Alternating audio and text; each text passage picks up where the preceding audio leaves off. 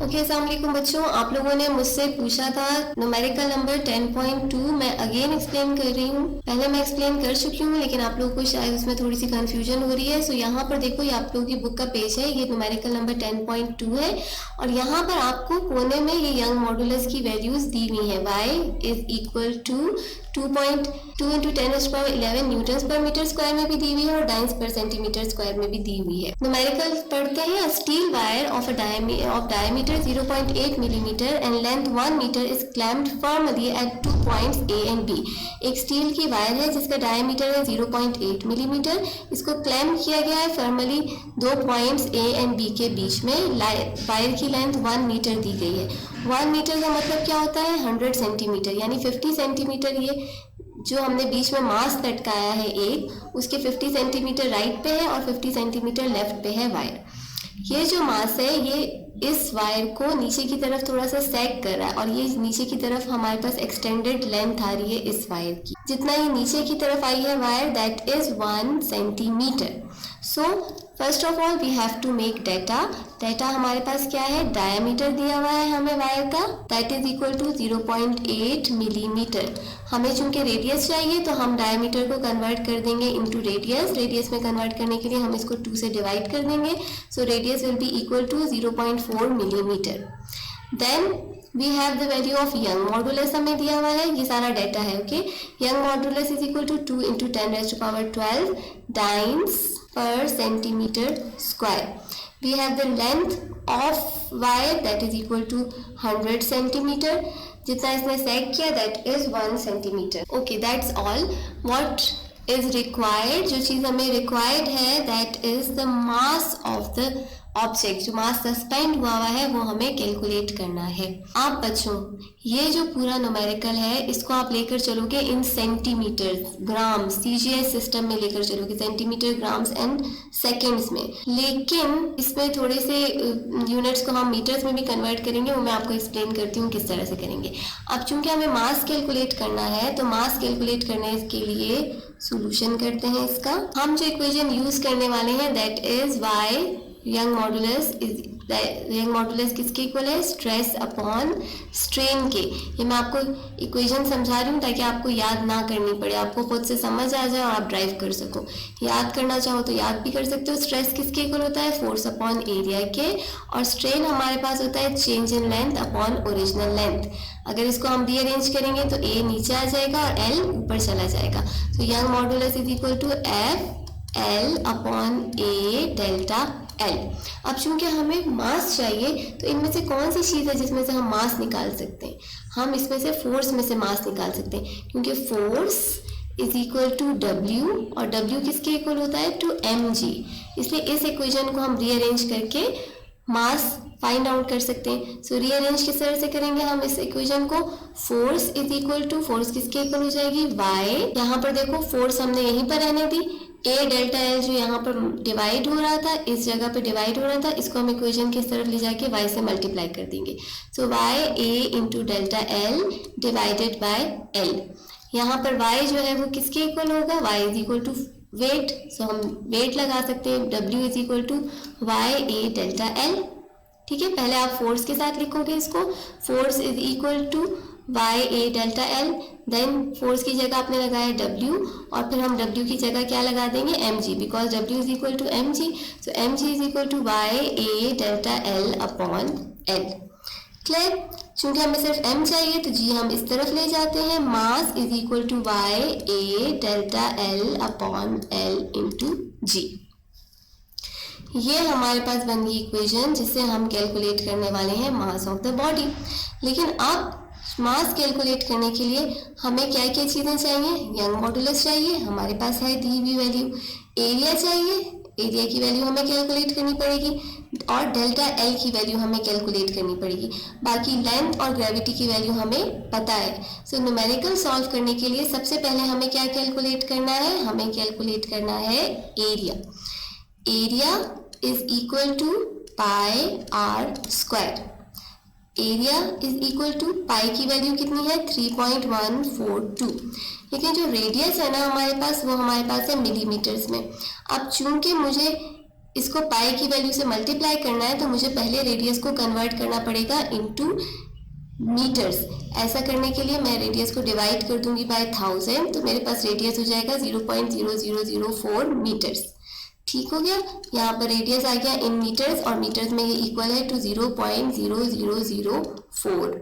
इसका मैंने स्क्वायर ले लिया, 3.142 इंटू 0.004 का स्क्वायर लिया तो मेरे पास हो जाएगा 0.6 जीरोस आ जाएंगे। अब हमने जब स्क्वायर लिया 1616, दोनों नंबर्स को हम मल्टीप्लाई करेंगे, वी विल गेट 0.5027। ये जो हमारे पास वैल्यू है ये मीटर स्क्वायर्स में है। अब चूंकि हम न्यूमेरिकल को सेंटीमीटर्स में कर रहे हैं इसलिए इस पॉइंट पे हम एरिया की जो वैल्यू हमारे पास आई है उसको हम इस जो एरिया कैलकुलेट करने के बाद इस मीटर स्क्वायर को हम कन्वर्ट करेंगे इनटू सेंटीमीटर स्क्वायर। ऐसा करने के लिए हमें क्या करना पड़ेगा, इस वैल्यू को हम मल्टीप्लाई कर देंगे बाय 100, क्योंकि 1 मीटर में 100 सेंटीमीटर होते हैं तो इस वैल्यू को हम 100 से मल्टीप्लाई कर देंगे। New value will be 0.000502 centimetre square. ये हमारे पास आ गई the value of area.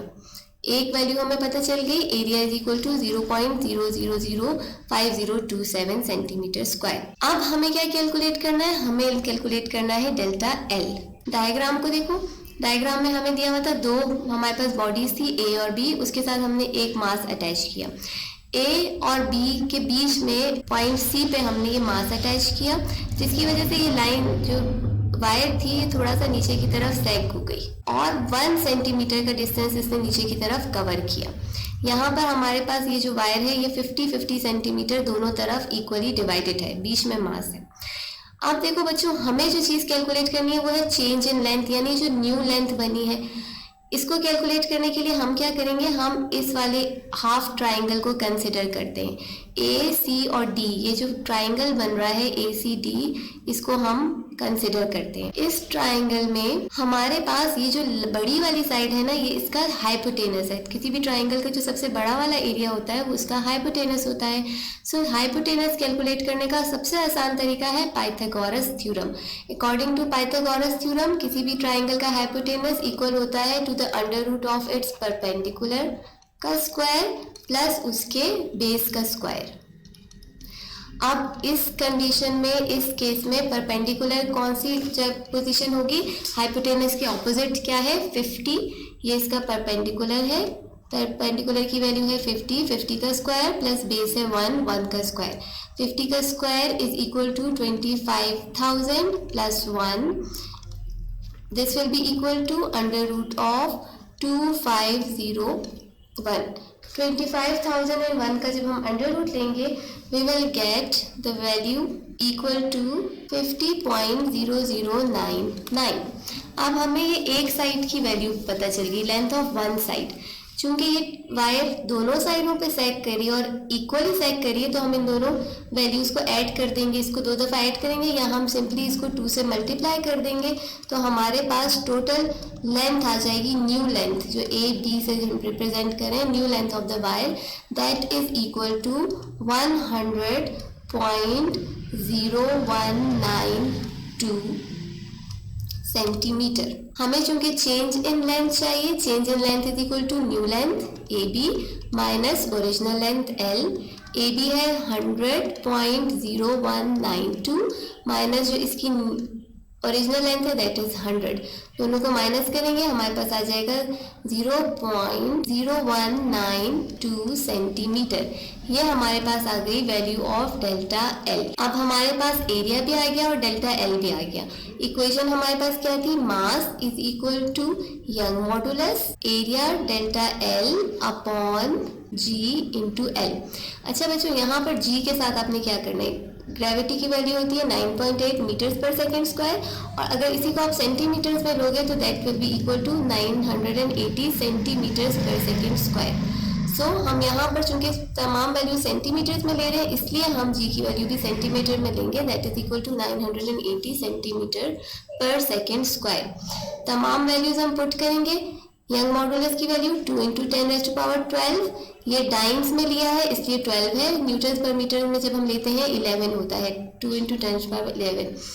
Area was equal to 0.0005027 और जो हमारे पास डेल्टा एल है that is equal to 0.0192 divided by, इस सबको हम डिवाइड करेंगे बाय 980, ये हमारे पास ग्रेविटी की वैल्यू आ गई, इनटू 100.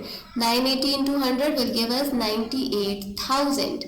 सो ऊपर वाली वैल्यूज को हम मल्टीप्लाई करेंगे, 2 को मल्टीप्लाई करेंगे इस वैल्यू से, इस एक्सपोनेंट को भी नहीं टच करेंगे, 2 को मल्टीप्लाई करेंगे 0.000502 से और फिर इससे, और फिर इन सब वैल्यूज को हम 9800 से डिवाइड कर देंगे. जब ऊपर वाली वैल्यूज को हम मल्टीप्लाई करेंगे वी विल गेट 0.001989 इंटू 10 की पावर 12. और जब इसको हम ये नीचे वाले नंबर्स यानी 98,000 से डिवाइड करेंगे so we will get 2.030 into 10 raise to the power -9 और जो एक्सपोनेंट इसके साथ पहले से था that was 10 raise to the power 12. अब पावर्स को अगर हम सब्ट्रैक्ट करेंगे 12 में से 9 को माइनस करेंगे we will get 2.030 into 10 raise to the power 3. Exponent इस डेसिमल पॉइंट को 3 डिजिट्स अगर मैं यहाँ पर जाऊँगी तो ये एक्सपोनेंट मेरे पास ख़त्म हो जाएगा. सो डेसिमल पॉइंट को 3 डिग्रीज में वहाँ पर शिफ्ट करूँगी. I will get my answer mass is equal to 2030 grams.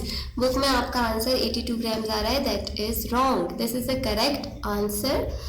अभी भी अगर आपको कोई कंफ्यूजन है इस न्यूमेरिकल में you are very free to ask. Thank you. अल्लाह हाफिज़.